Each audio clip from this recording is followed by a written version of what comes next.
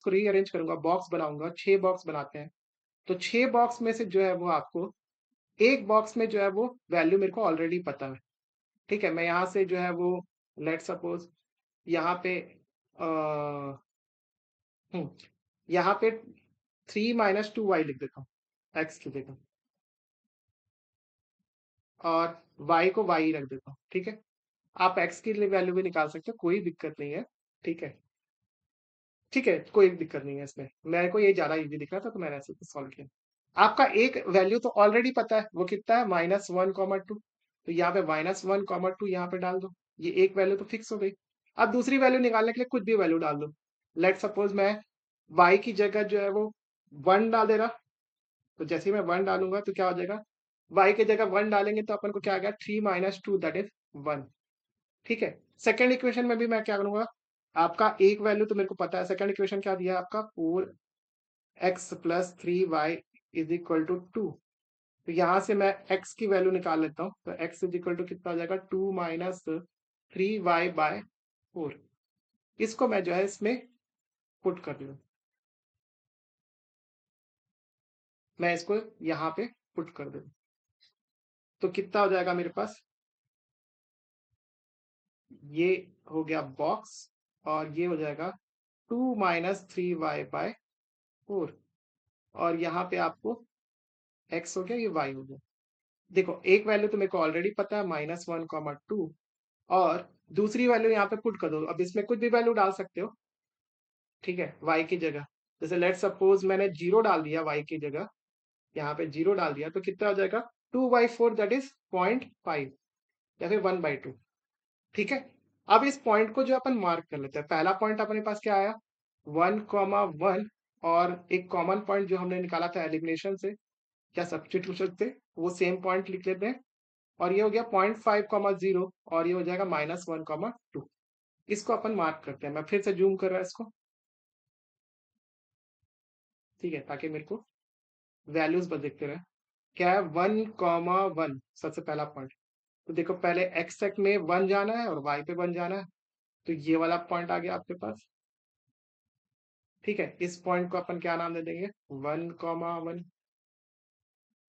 ठीक है, second point देखो मेरे पास क्या है, -1, 2। तो ये -1 और -2 ये ऊपर की तरफ मार्क हो जाएगा।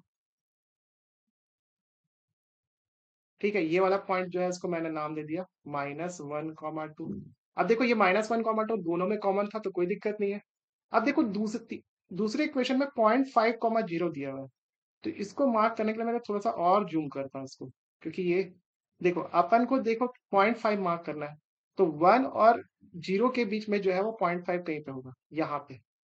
ठीक है, तो 0.5, 0 यहाँ पे कहीं पे होगा बीच में, जो कि मैं यहाँ पे मार्क कर दे रहा हूँ आपके लिए।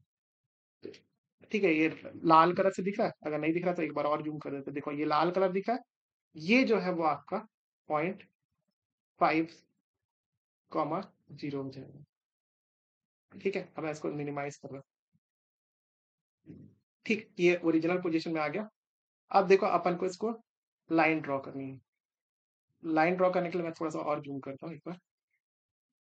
एक को मैं ग्रीन कलर से मार्क कर देता हूँ, लेट्स सपोज देखो 1, -2 ये था कॉमन पॉइंट, और ये क्या था, 1, 1। तो ये यहाँ से जाती हुई एक लाइन जो है वो मैं ऐसे ड्रॉ कर देता हूँ। अरे स्ट्रेट लाइन कैसे नहीं जा रही, ओके।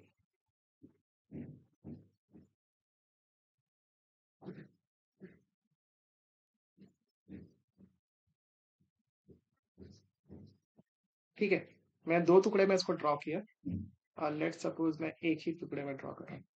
दूसरा पॉइंट कैसा हो गया, दूसरा पॉइंट ये देखो, ये 0.5, ये था, और यहाँ से इसको मैं लेट सपोज ब्लू कलर में ड्रॉ कर रहा हूँ।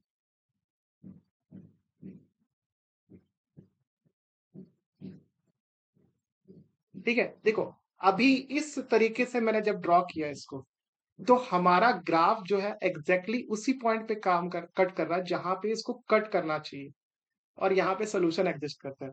अगर आपने कोई भी रैंडम वैल्यू ली होती तो क्या होता है कि आप जब स्केल से उसको ड्रॉ करते, तो कई बार ऐसा होता है कि आपका जो वैल्यू है एग्जैक्टली उस पॉइंट पे कट नहीं करता, क्योंकि हमने 2 ही पॉइंट निकाले, मल्टीपल पॉइंट निकाले, नहीं तो लाइन जो है इधर-उधर हो सकती है।